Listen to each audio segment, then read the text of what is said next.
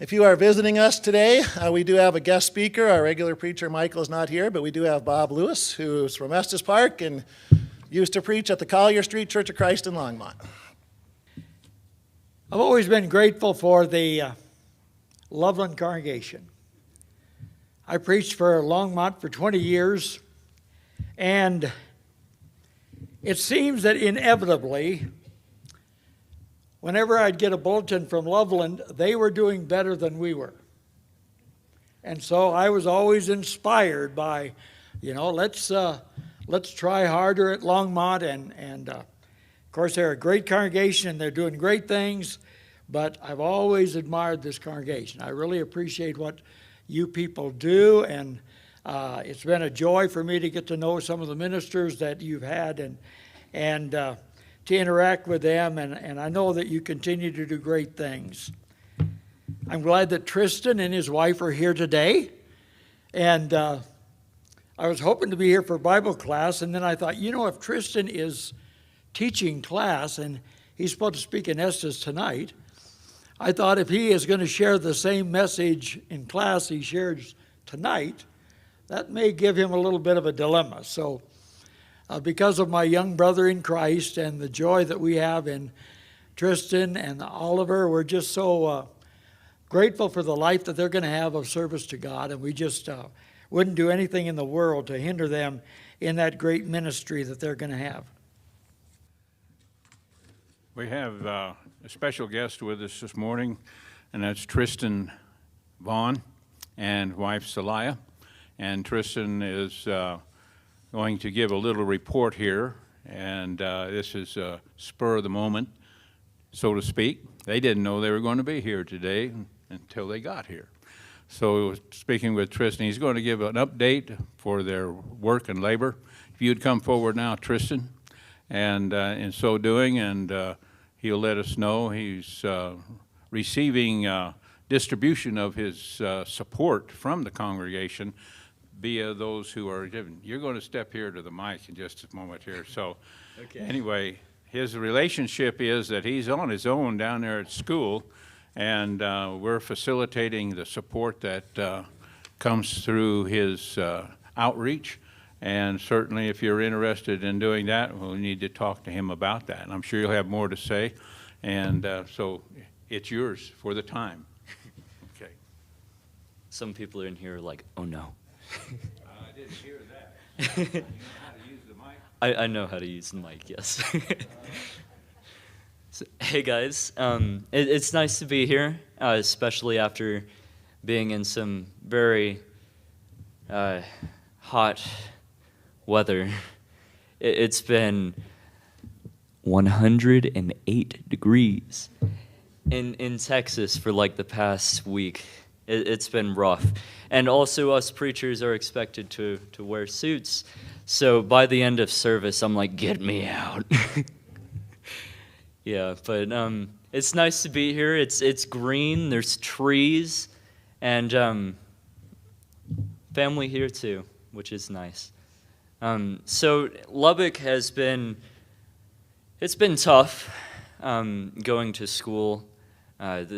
Those of you who don't know, I'm a student at the Bear Valley, or rather the Sunset International Bible Institute. Mix those up a little bit. And this school is basically 4 years of schooling crammed into 2 years. And so for that reason, it's hard to survive. But I gotta say, this has been some of the most grueling schoolwork that I have ever done. This last term, for instance, I had 5 essays due in a single week. And the last 2 weeks of that term, I spent every single day. I was up all night, got 3 hours of sleep for 14 consecutive days. And by the end of it, I was a zombie. It was rough. But all of this, though, has been worth it. It has been worth it because I have been in close fellowship with many other Christians who are in the same boat as me. I've developed relationships with are instructors who have been in the Word for decades, and my knowledge has just improved so much. And what I really appreciate about Sunset is that they don't really say, here's what you need to believe and here's what you need to teach.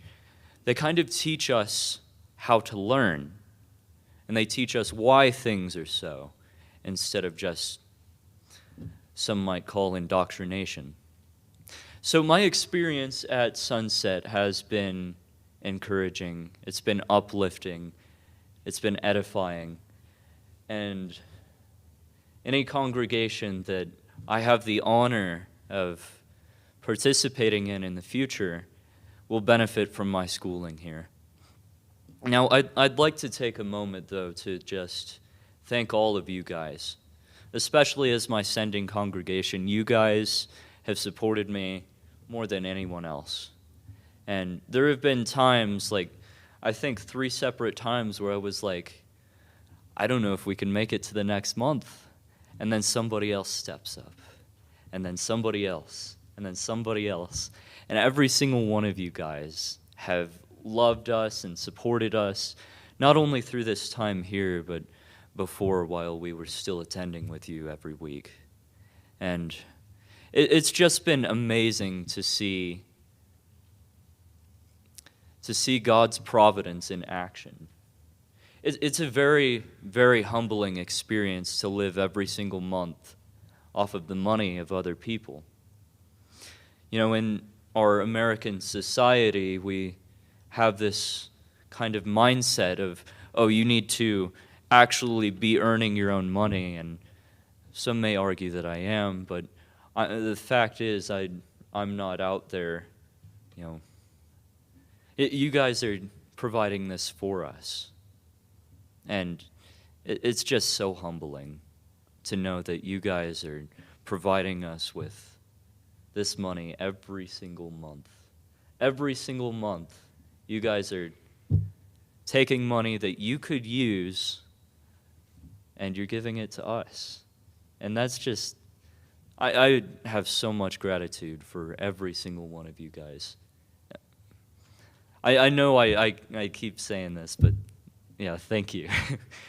Some updates for the future, by the way. This is like a 5-year ballpark plan. I plan to get a degree in psychology as well. Before I decided to become a preacher, I wanted to be a clinical psychologist. And now, while I'm in this field, I see how those two can intermix so much and the benefits of that. I know Bob is a counselor as well, and I can't imagine all the ministry opportunities that are provided by that. And it's just, I'd like to help people as much as I can. And there aren't enough Christian counselors out there. Now, this isn't to say I'm being a counselor instead of a preacher. Main goal is still preaching.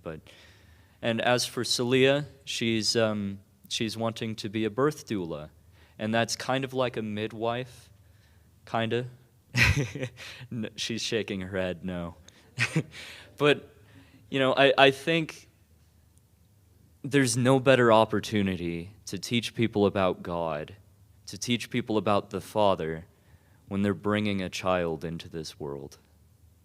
So, we both have great things lined up for us, and a lot of this is due primarily to you guys. This wouldn't be possible without you. And thank you so much.